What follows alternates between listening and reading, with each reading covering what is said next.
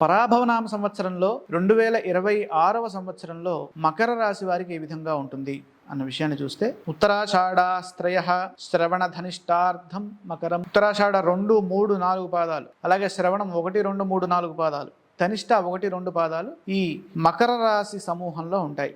ఇక్కడ మకర రాశి వారికి ఆదాయం 2, వ్యయం 8, రాజపూజ్యం 1, అవమానం 2. ఇక్కడ నేను చెప్పనవసరంలా, అర్థమైపోతుంది సిచ్యువేషన్.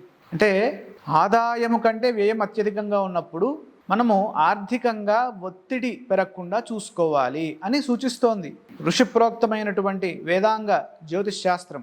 కాబట్టి ఆర్థిక నియంత్రణ అవసరం, ఆర్థికంగా జాగ్రత్తలు తీసుకోవాలి. రాజపూజ్య అవమానాలు అత్యల్పంగా ఉండడం వల్ల వాటితో పెద్దగా సమస్య వచ్చిందేమీ లేదు. కాబట్టి ఈ ఆర్థిక పరంగా జాగ్రత్తగా ముందుకు సాగితే మంచిది. శని తృతీయంలో సంచారం చేస్తూ ఉండడం వల్ల ఈ సంవత్సరము అద్భుతమైనటువంటి పురోగతి ఉంటుంది. గత కొంతకాలంగా ఈ మకర రాశి వారికి శని అక్కడే ఉన్నారు.